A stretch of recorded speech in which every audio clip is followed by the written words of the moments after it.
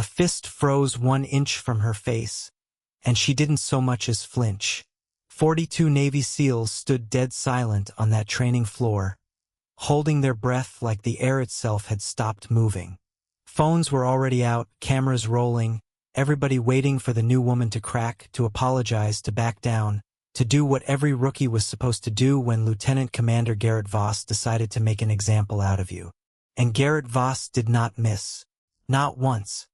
His record was a wall of medals and broken egos, and he just called Elena Marsh a liability in front of the entire unit that mattered at Ironshore Naval Medical Center. She didn't smile. She didn't blink. She looked at him the way a surgeon looks at a problem already halfway solved. Calm, precise, ice cold, and said 4 words that would echo through that facility for months to come. One move. Show me. Before we dive into this one, if you're new around here, go ahead and hit subscribe and smash that notification bell so you don't miss a second of what's coming. Drop a like and comment where you're watching from. I want to see how far this story travels. Alright, let's get into it. The morning Elena Marsh reported for duty, the rain was coming down like it had a personal grudge. That sideways Pacific Northwest downpour that soaks you clean through before you even hit the front door. She didn't run. She never ran. Duffel bags slung over one shoulder, badge clipped to her collar, water dripping down her neck. She walked through those glass doors at her own pace, like the weather wasn't her problem. The petty officer at the front desk clocked her and said absolutely nothing, which suited her fine, because she wasn't there for a welcome party. Her orders had her reporting to Commander Diane Ruiz in the Emergency Response Assault Coordination Wing by 0724 sharp. For the past 11 months, Elena had been buried behind a desk at Naval Medical Logistics Command in Virginia, filing incident reports, staying invisible, staying quiet.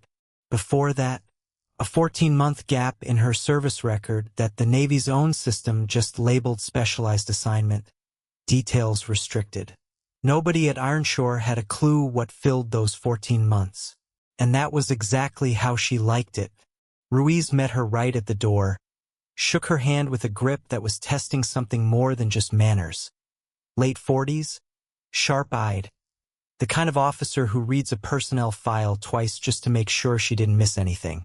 Marsh, good flight? Long layover in Seattle. Get settled tonight. Operational assessment kicks off tomorrow morning. Ruiz handed over a badge lanyard and a facility map. You'll be observing the SEAL Advanced Trauma Response module this week. Your job is evaluation and integration. We're overhauling the emergency response protocol for joint naval medical operations. Your background is exactly why you're here. Understood. Ruiz studied her a beat too long. Your jacket's unusual. What I can read is impressive. What I can't read is... She paused, extensive. Elena said nothing. Ruiz let it go. The module's run by Lieutenant Commander Voss. He's good and he knows it. Read the room when you walk in. Elena glanced at the map. I always do. She dropped her bag, changed into dry clothes, and spent 20 minutes buried in the protocol redesign documents Ruiz's office had sent over. There was a gap staring right at her on page 4, the handoff procedure between combat search and rescue teams and on-site medical staff assumed a stable perimeter. It didn't account for active secondary hazards, the kind of thing that gets people killed in real time, not on paper. She flagged it, saved it, and was lights out by 2100. Up again at 0530 sharp and ready. The training floor at Ironshore was a converted aircraft hangar, retrofitted with medical simulation stations, obstacle courses, and a full mock-up of a forward operating base ER. When Elena walked in at 0715, the place was already buzzing, 40-plus bodies moving through warm-ups, medics setting up stations, junior officers clustered by the equipment cage. The air smelled like rubber matting and industrial cleaner, thick with that particular tension a room full of alphas tends to generate. She found her spot by the observation rail, pulled out her notebook, and got to work. About 7 minutes in, Lieutenant Commander Garrett Voss walked through the door, and the whole room seemed to reorganize itself around him. Broad-shouldered, controlled, dark hair cropped tight, jaw already set like he was mid-argument with somebody who wasn't even there yet. He carried authority the way some men carry a sidearm, casual, visible, always loaded.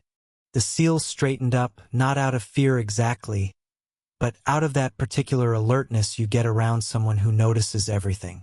And he noticed her immediately.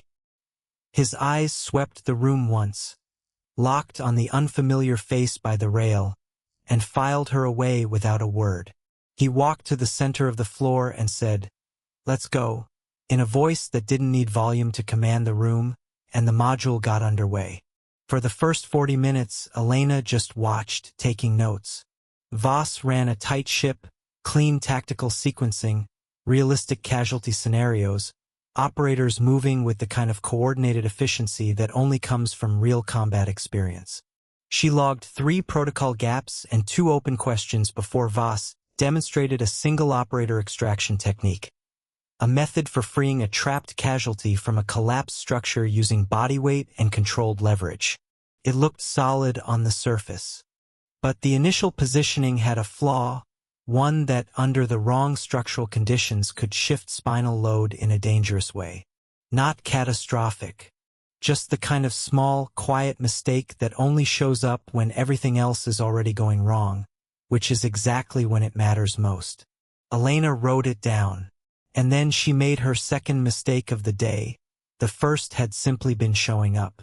The initial contact point, she said, loud enough to carry but not sharp enough to sound like a challenge. The structural loads distributed laterally, not vertically.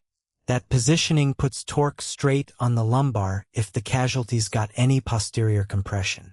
The floor went dead quiet, that specific kind of quiet that falls when somebody says the thing nobody was supposed to say out loud. Voss turned. He looked at her like she was a puzzle piece he hadn't sorted yet, eyes dropping to her badge, civilian contractor, evaluation designation, and something shifted behind his expression. Not anger, not yet. Something closer to amusement that hadn't quite made up its mind. Elena Marsh, Emergency Response Integration. Here for the protocol assessment. The protocol assessment, he repeated slowly, like the words tasted strange in his mouth. You're here to watch. I'm here to evaluate. Somebody near the equipment cage let out a sound that wasn't quite a laugh but wasn't far off either. Voss didn't smile, but his mouth twitched somewhere in that direction. He walked toward her, unhurried, no real hostility in it, just the easy confidence of a man who'd never once expected pushback in his life. Marsh, he said, like he was reading it off a label. What's your operational background? It's in my file. I'm asking you. She held his gaze. Emergency response. Trauma coordination. Additional specialization. Additional specialization. He glanced back at his team, and a few low chuckles rippled through the group. So you watched me demonstrate a technique we've run in the field for 3 years, and from the rail he gestured at it like it was Exhibit A. You clocked a flaw. That's about the size of it. That actually got a laugh out of somebody. Voss didn't join in. His amusement pulled back, replaced by something more deliberate. All right, Marsh. He stepped back and swept a hand toward the open floor. Show me. That's not why I'm here. You questioned my technique in front of my unit in my training module on your very first day. His voice stayed level, but there was an edge underneath now, not quite anger, not quite a threat, something sitting right between the two. So either you back it up, or you owe me an apology. Your call. The room held its breath. Elena looked at him, looked at the open floor, looked down at her notebook, then closed it and tucked it under her arm. One move, she said. That's all you'll need to see. Voss raised an eyebrow. One move. You're going to try to restrain me? I'm going to show you why the positioning matters. That's it. He studied her for a long beat, then gave a small, economical nod. the nod of a man who'd already decided how this would play out and liked his odds. He came in fast.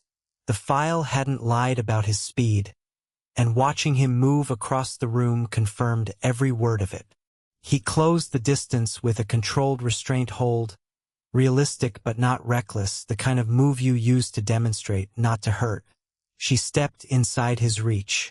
The whole exchange took maybe 2 seconds.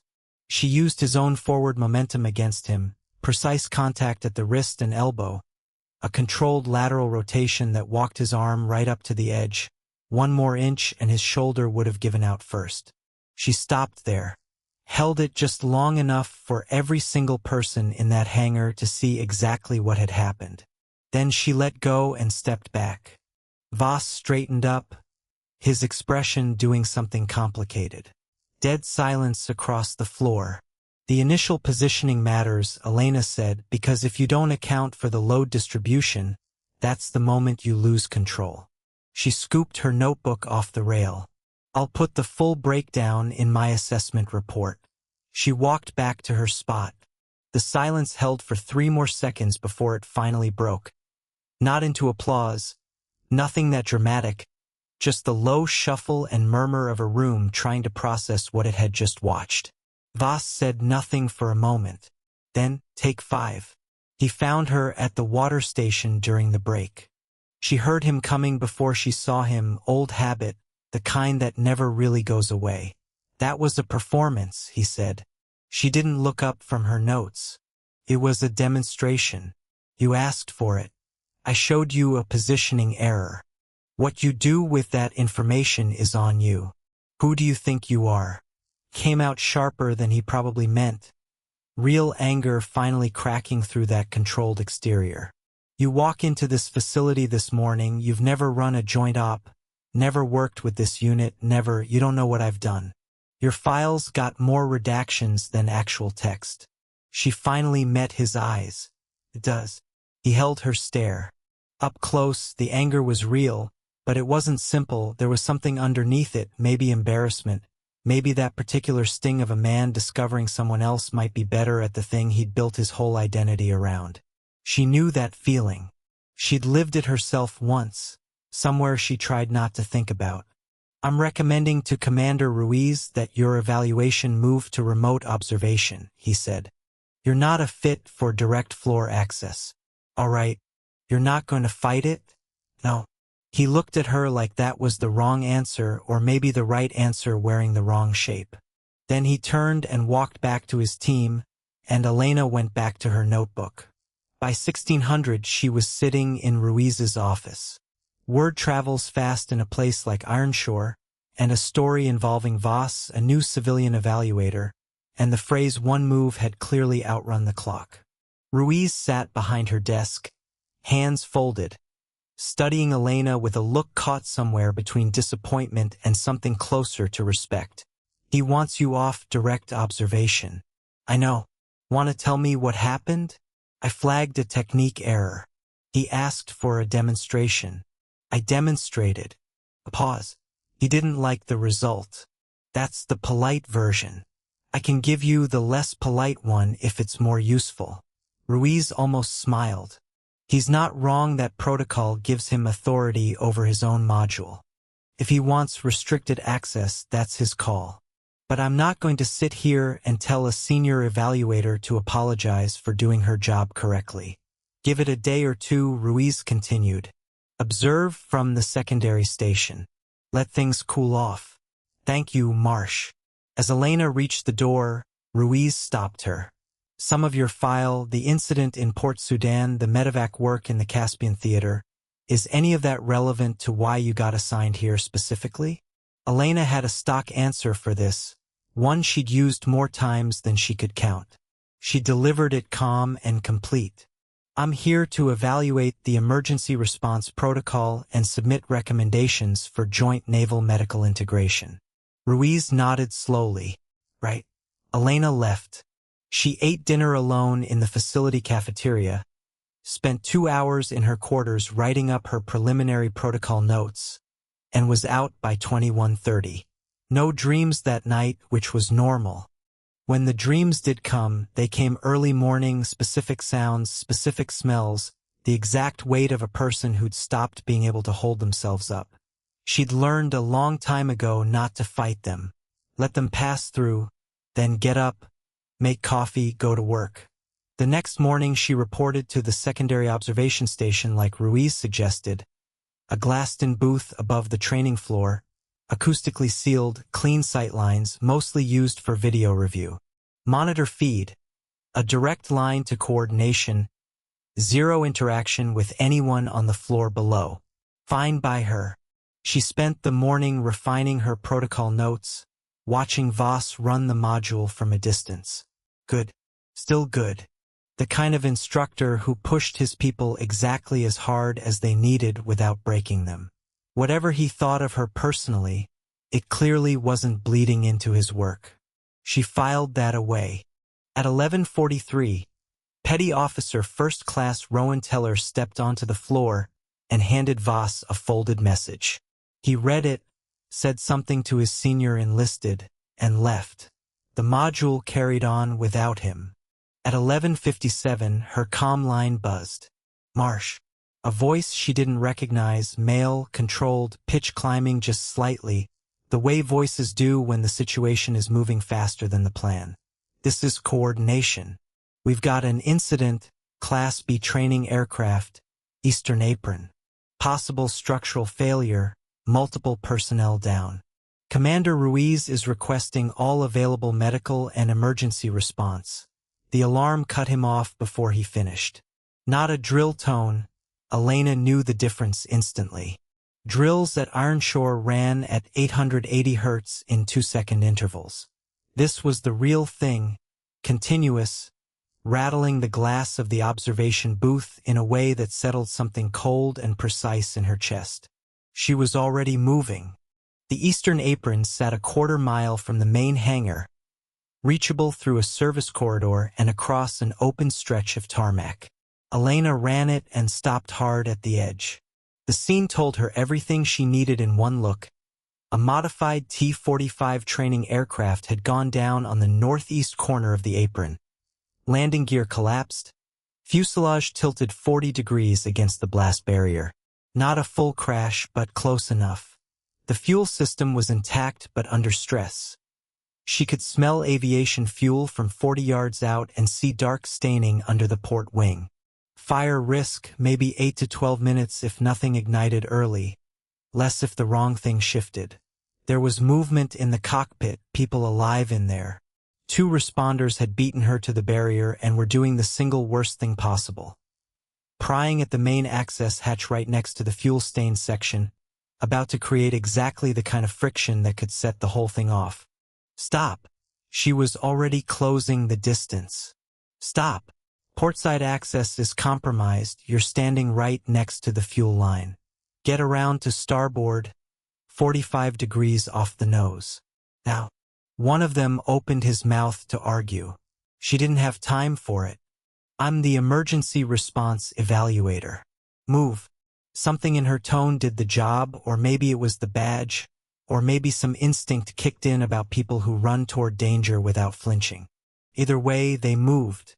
She reached the starboard side and found the access panel intact. Took her 11 seconds to get it open, slower than her best. But the latching mechanism had warped slightly from the impact and needed a specific sequence to release. Inside, the aircraft sat tilted but stable for now. 2 people up front. The pilot was conscious, swearing steadily. His left leg pinned under the collapsed rudder pedal assembly. The Rio in the back seat was breathing but unresponsive to verbal commands. Possible head trauma. Pilot first, she said to no one in particular, already climbing in. Ma'am, the structural, I know. She could feel it in the way the floor shifted under her weight. A subtle microtremor that meant the tilt wasn't done settling. I need 2 people outside the starboard hatch keeping contact with the fuselage. If it shifts, you tell me immediately. Can you do that? Yes, ma'am. Go. She moved forward. The pilot was young, late 20s, holding it together through pure stubbornness and adrenaline. His name tape read Corliss. His left leg was pinned at mid-thigh between the collapsed rudder assembly and the floor panel, the angle wrong enough that she exhaled slow through her nose before crouching down to get a proper look. "How bad?" he asked.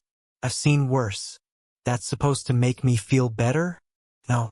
She looked him dead in the eye. "I need you completely still for the next 60 seconds. Every instinct telling you to brace, to pull away. Ignore it. Understand?" "Yeah." "What's your name?" "Corliss. Danny Corliss." "Danny. 60 seconds. Swear if it helps." He almost laughed, and it came out wrong, but the intent was there. She assessed the pedal assembly. The collapse had driven it into a position pressing straight along the anterior tibia. Painful, potentially damaging, but not arterially compromised based on the color and warmth of the exposed foot. The real problem was leverage. Pull him free directly and the load transfers straight to the knee. She needed a different angle entirely, a specific body position, precise weight distribution, the kind of thing that looked like it needed heavy equipment but actually just needed someone who understood exactly where force travels when you redirect it. She'd learned this somewhere that didn't exist on any facility map in the Navy's database, and she'd used it in places considerably worse than a tilted trainer on a rainy Pacific Northwest airfield. "I'm going to count to 3, she told Corliss. "On 3, your only job is to do absolutely nothing. Clear?" She counted. On 3, she used her body weight in a controlled sequential motion, elbow, shoulder, hip, in that exact order, to redirect the pressure axis of the collapsed assembly. Metal groaned under the strain. Corliss made a sound that wasn't quite words. The pedal assembly shifted 2 inches, exactly enough, and she pulled him free in one continuous motion, setting him against the fuselage wall with his leg intact and his face the color of old paper. "Did that work?" he managed. "You're out, aren't you?" She was already moving toward the Rio. Outside, she could hear the larger response team arriving, Ruiz's voice carrying with that particular authority over the general chaos, and another voice she recognized even through the fuselage walls. Voss was out there. She noted it the way she noted everything and kept working. The Rio was a woman, Lieutenant J.G. Petra Holst, 26 according to her name tape. Unresponsive to verbal commands, reactive to pain stimulus, consistent with a moderate concussive event, possibly a coup-contre-coup injury from the impact. No visible external bleeding on the skull. She needed cervical stabilization, and she needed to move before that fuel situation resolved itself in the wrong direction. Elena didn't have a proper cervical collar. She scanned the interior, took stock of what she did have, and improvised. For minutes later, Holst was stabilized in a modified collar built from whatever emergency materials were on hand. Nothing you'd find written in any protocol manual, but a technique Elena had used twice before in conditions far less forgiving than this one. She talked the response team through the extraction sequence from inside the hatch and got Holst out of the aircraft 11 minutes after the alarm first sounded. She climbed out right behind her. The tarmac had filled up fast. Response vehicles, medical personnel, a fire suppression crew standing by near the fuel leak. Ruiz was on the radio. Voss stood 20 feet off, watching Elena emerge from the wreckage with an expression she didn't bother trying to read. She started toward Ruiz, made it about 12 feet before a hand closed around her arm. She stopped. A man she'd never seen before, senior officer insignia, the kind of jaw that came from a career of never being told no. Commander Whitfield, his tape read. Mid-50s, gray at the temples, looking at her like he'd already made up his mind about something. "Who authorized you to enter that aircraft?" She looked at the hand on her arm until he let go, though his posture didn't soften at all. "I identified an active emergency and responded to it." "You're an evaluation contractor. You don't have emergency response authority on this facility. 2 people are alive. You'd like to keep talking? Or would you like to go check on them first?" His jaw tightened. "You violated emergency access protocol." Entered a restricted hazardous zone without incident commander authorization. That's a reportable breach. Then report it. Marsh. Ruiz's voice cut in from behind her, measured, careful. Elena turned. Ruiz's expression sat somewhere between warning and reassurance. Commander Whitfield is Senior Training Officer for the Eastern Operations Section. He owns the incident report. Understood. He's going to need a full account of your actions starting the moment that alarm sounded. Understood that too. Whitfield stepped in closer. Until that report's complete, I'm restricting your facility access. You'll be escorted to the administrative wing. Elena glanced at Ruiz. Ruiz's face gave nothing away. Protocol, Marsh. Elena nodded once and let the escort, a young petty officer who looked deeply uncomfortable with the whole situation, walk her toward the administrative wing. She didn't look back at the wreckage. Didn't look back at Ruiz. She did, for exactly 1 second, look at Voss, standing dead still 20 feet away. Whatever had been in his expression back on the training floor, the amusement, the condescension, the quiet dismissal of someone he'd already written off, it was gone now. In its place was something she recognized, because she'd seen it plenty of times on plenty of faces in plenty of places. A man realizing, too late, that he'd badly misjudged something. She kept walking.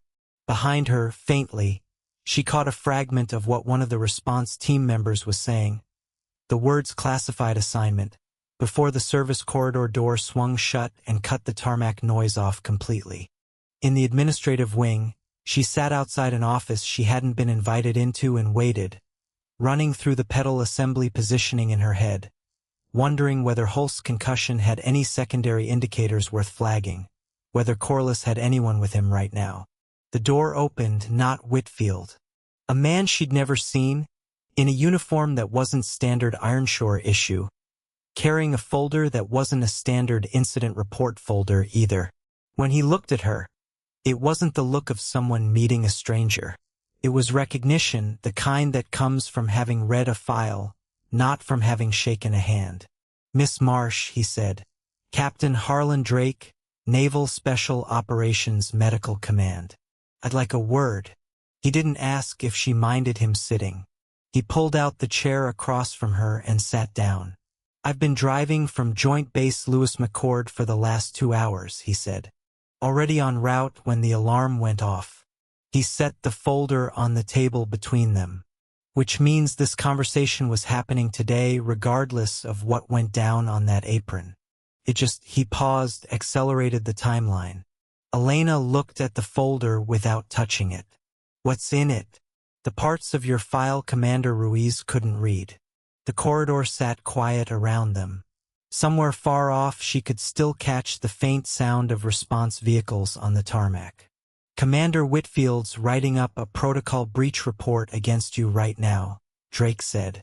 I'd like your version of events before he finishes his. Not the summary. The whole thing.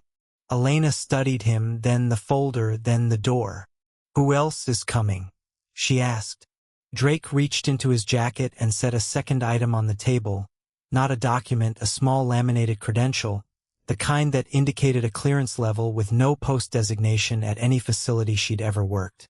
Several people, he said quietly. And some of them are going to be very interested in what Commander Whitfield's been doing with his training modules.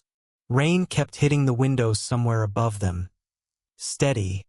The same rain that hadn't let up since she'd walked through Ironshore's front doors that first morning. She leaned forward and started talking. She talked for 41 minutes straight. Drake didn't interrupt once. He didn't take notes either because he already had the full picture, or because he was the kind of man who retained things without writing them down. She suspected it was both.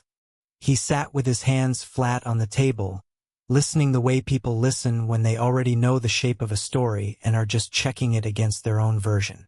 She walked him through the alarm, the corridor run, the 2 responders at the starboard hatch with the pry bar, Corliss and the pedal assembly, Holst and the improvised cervical stabilization.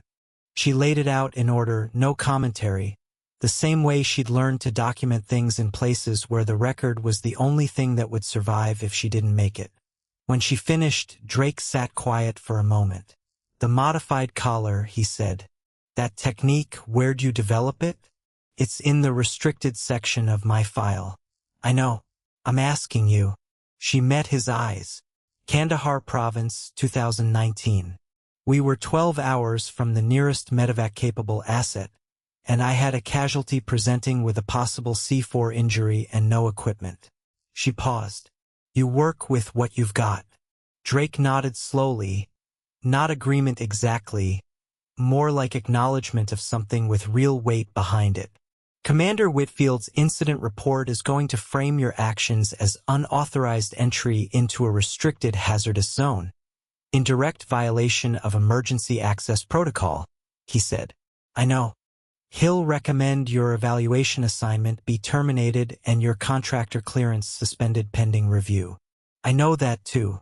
Does that concern you?" Elena actually considered the question. It was rare to get an honest one in a room like this, so she gave him an honest answer. "Less than whether Holst has secondary indicators I might have missed."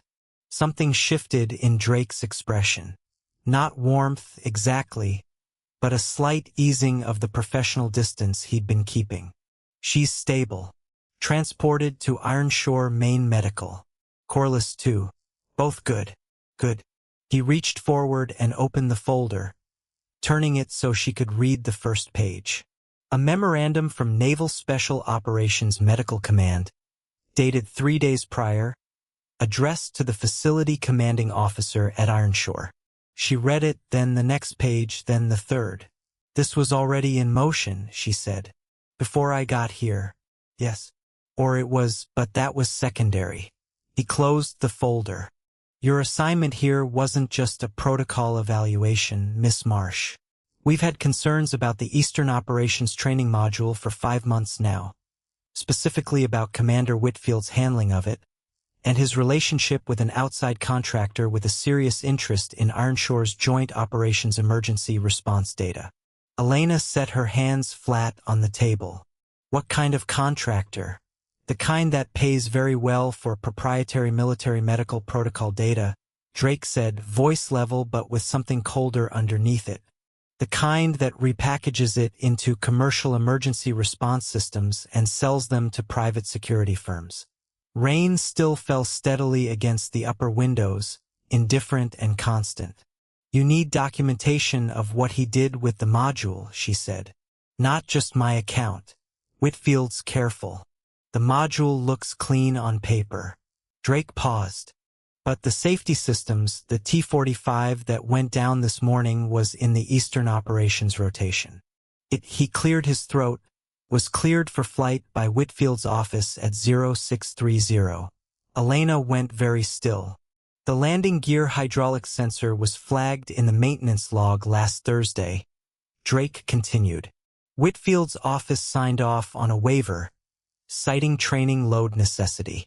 It was countersigned by a maintenance officer whose financial records we've been reviewing for 6 weeks. The picture snapped into focus the way things did once you had enough pieces and they stopped being separate and became a pattern." Elena had lived through enough situations where somebody made a decision on paper without accounting for the human weight of it, and the texture was always identical. "He sent that aircraft up," she said. "We believe so. With 2 junior officers aboard a routine training rotation who had no idea the hydraulic system was compromised." She thought about Corliss's face when she told him to stay still, the color of it, the way he'd almost laughed when she said he could swear if it helped. "What do you need from me?" Drake reached into his jacket and produced a second card, smaller than the clearance credential, plain white, a handwritten extension number on it. "Right now, I need you to let Whitfield file his report. Don't contest it. Don't request a review." He set the card down. "The report goes into the incident system. The incident system is monitored. The moment Whitfield files a formal breach report against a Naval Special Operations Medical Command asset," he tapped the card, "it triggers a review process he has no authority to shut down." She looked at the card. You're using his own report against him. He's gonna try to bury you in paperwork. We're going to let that same paperwork bury him instead. Drake stood. Can you do that? Sit in the administrative wing, let them process you, let them pull your access, and not fight any of it? She thought about Voss's face on the tarmac. Ruiz's careful, guarded expression.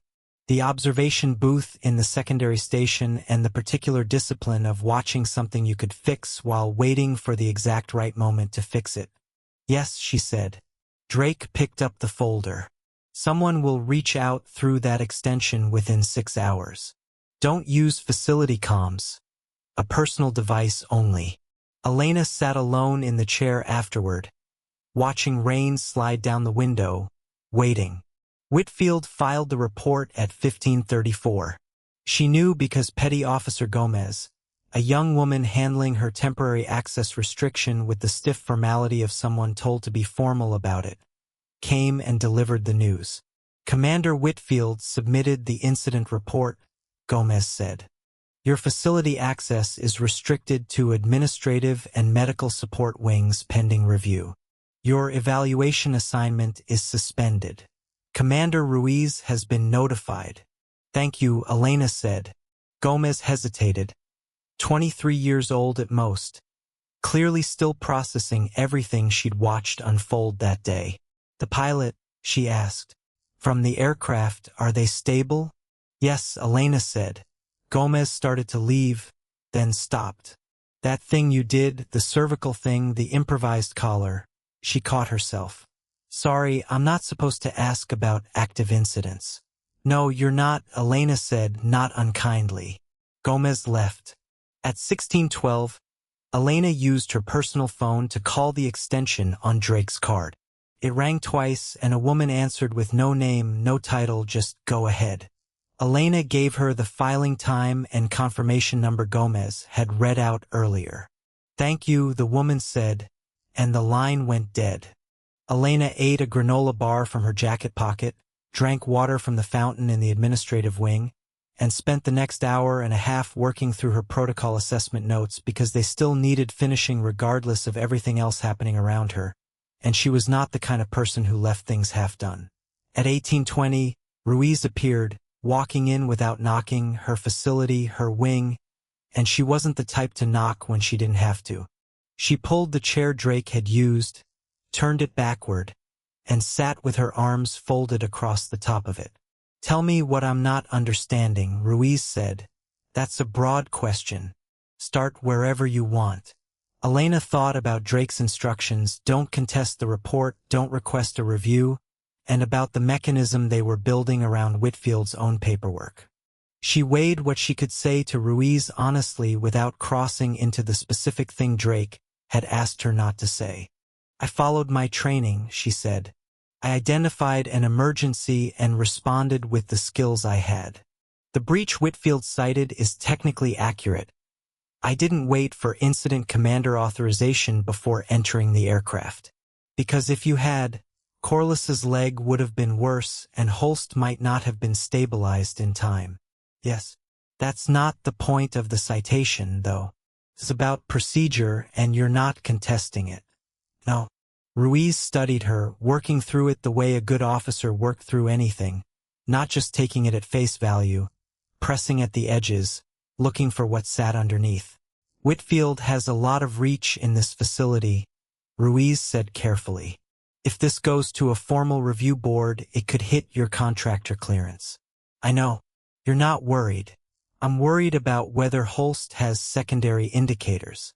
Medical has her. She's being monitored. Ruiz leaned forward slightly. Marsh, I've been at this facility 4 years. I've watched Whitfield run that Eastern module for 3 of them. I've had concerns, documented them, submitted them, watched them go absolutely nowhere.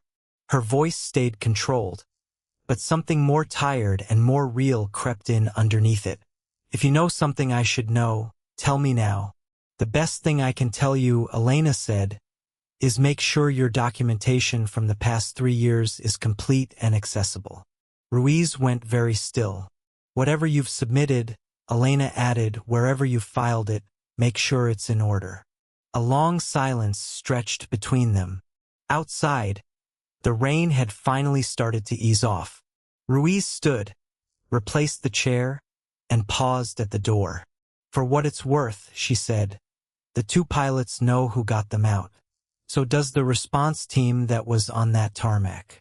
She glanced back, Voss included. She left. Elena sat with that for a moment, then went back to her notes. The night passed without incident. She slept in her quarters, her access still covered the residential wing, and woke at 0527 to make bad instant coffee in the small kitchenette. She worked at the narrow desk until 0700, when her phone buzzed with a message from the number she'd called the night before. "Tomorrow. 1000. Bring everything you observed from 11:43 yesterday forward. All of it." She stared at the word tomorrow, which meant today was about to become something else entirely. She found out what at 0912, when Voss knocked on her door. She opened it to find him in civilian clothes, dark jacket, plain shirt, the kind of deliberately unremarkable outfit people wear when they don't want to have a conversation in uniform.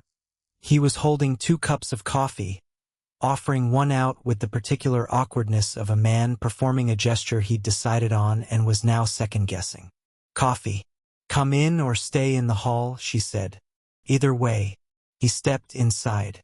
The quarters were small: a desk, a bed, a chair, one narrow window. He didn't sit, just stood there with the cup, looking at the notes spread across her desk. Then at her. "I want to say something," he said. "Okay. I was wrong about you.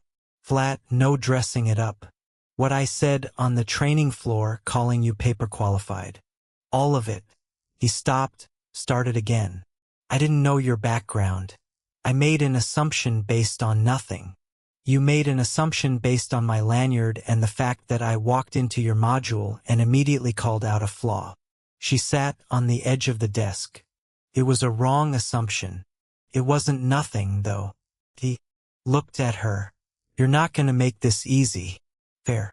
He glanced toward the window. "I've been thinking about what I saw on that tarmac. You were in that aircraft, what, 11, 12 minutes? 11 and a half, roughly, with a compromised fuel system, structural instability, and 2 casualties you'd never met." He paused.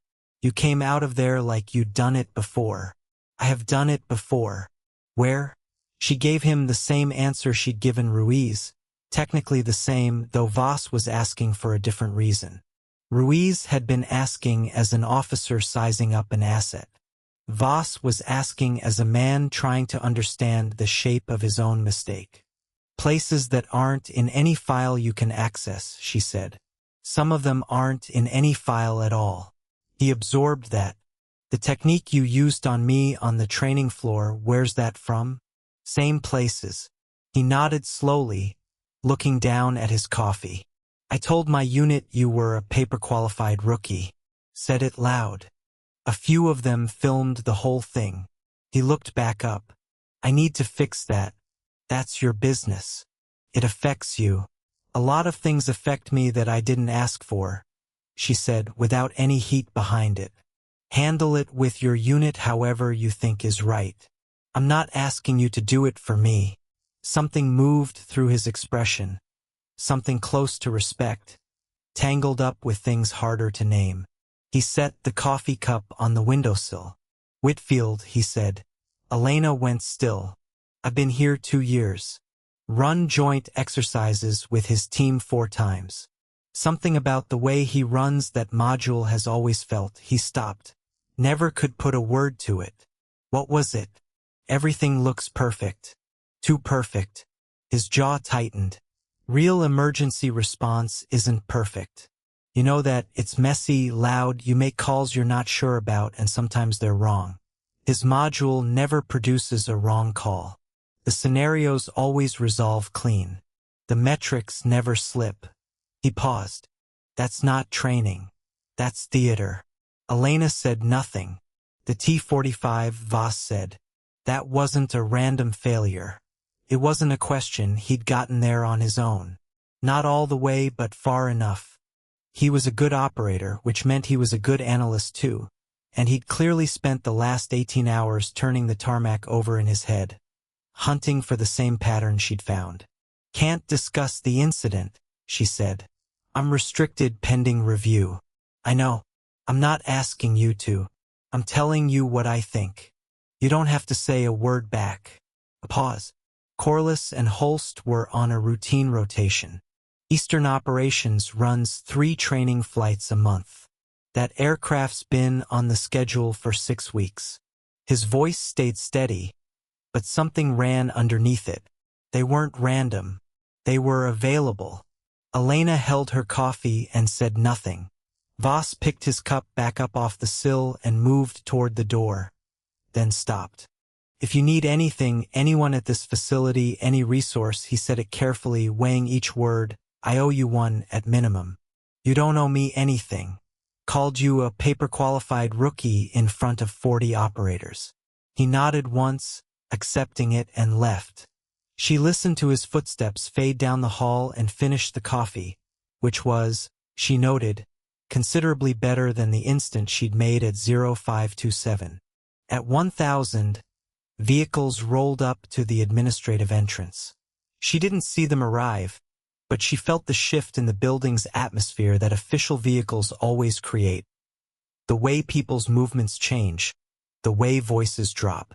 She'd felt it in enough places to recognize it through solid walls. Gomez appeared at her door at 10:24, looking like she'd gone from morally conflicted to actively rattled. "Miss Marsh, there are people here from," she checked her tablet, "Naval Criminal Investigative Service and Naval Special Operations Medical Command. Asking for Commander Ruiz and Commander Whitfield." A pause. "And you?" Elena set down her notes. "Okay. They've got credentials I've never even seen before. The senior agent, her name's Kavanaugh. She wants you in the East Wing conference room." Elena walked over. Through the door's window she could see 5 unfamiliar faces and 2 familiar ones. Ruiz sitting ramrod straight, hands on the table, and Whitfield standing near the far wall in a posture straining for authority and not quite landing it. She stepped inside. Whitfield's eyes snapped to her. "She shouldn't be in here. She's under access restriction." "That restriction's been lifted," said the woman at the head of the table, mid-50s, dark suit. The kind of face that had made a lot of hard calls and stood behind everyone. "Sit down." Elena sat. "Commander Whitfield, I'm Special Agent Diane Kavanaugh, NCIS."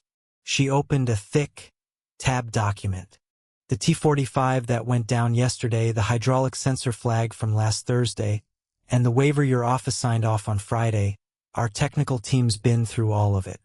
The waiver cites training load necessity, co-signed by Lieutenant Bard, whose financial records have been under review by our Financial Crimes Unit for 6 weeks." She flipped to another tab. "We also have 18 months of communications between your office and a private contractor entity registered in Delaware, Axiom Integrated Response Systems. Restricted training documentation, emergency protocols, tactical medical procedures, exclusive Navy property, all transferred." She looked at him. Some of it pulled directly from the Joint Protocol Redesign project Miss Marsh was assigned to evaluate. Whitfield's posture caved. "I want a lawyer." "You're entitled to one." Kavanaugh closed the folder. "Your breach report against Miss Marsh triggered an automatic review under NSOMC oversight protocols. That review is what brought us here." She looked at him steadily. "Your own report is what brought us here." Whitfield said nothing. Kavanaugh turned to Elena next, her focus sharpening.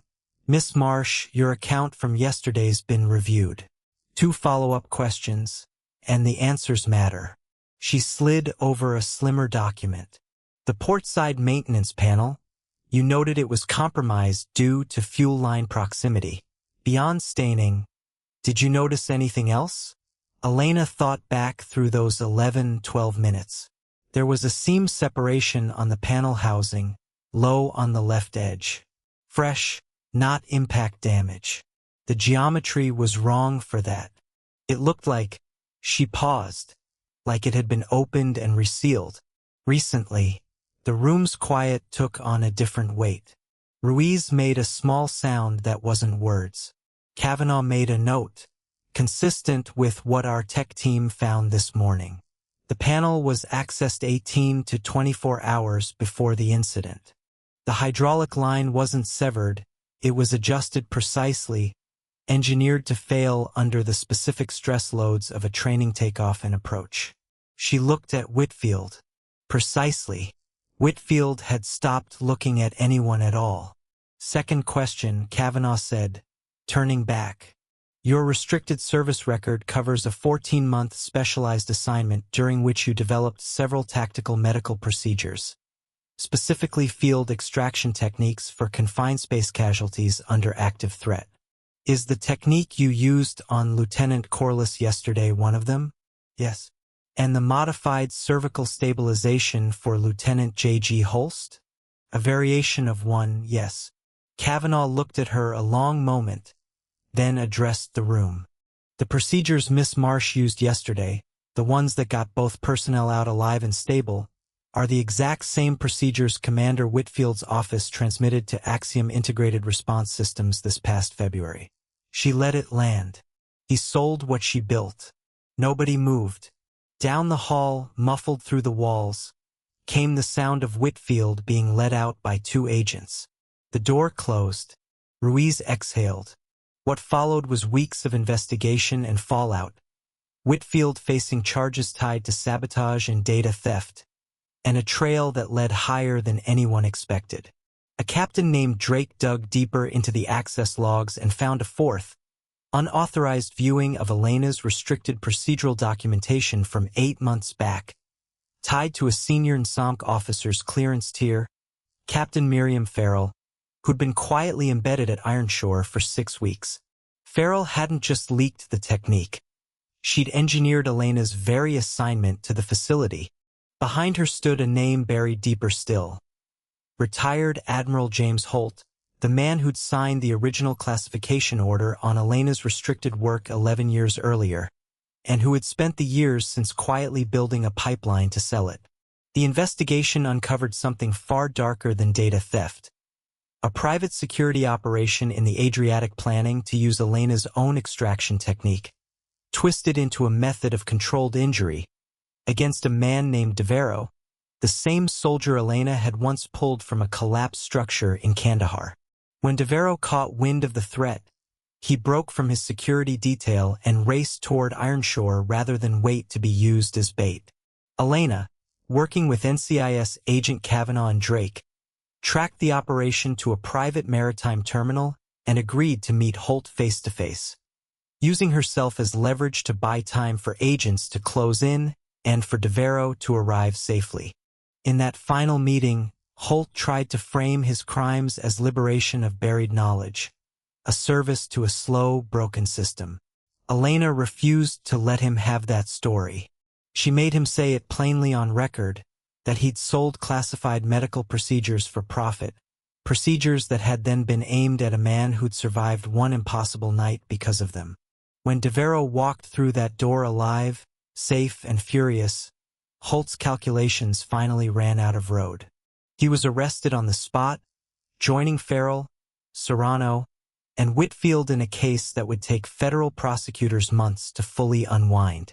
In the weeks after, Elena testified, watched the record set straight, and started building something new, a formal tactical rescue training program meant to close the very gap that had let this whole nightmare happen in the first place. The space between brilliant, life-saving knowledge and the people who actually needed it in the field. Holst came to her office asking to help design it.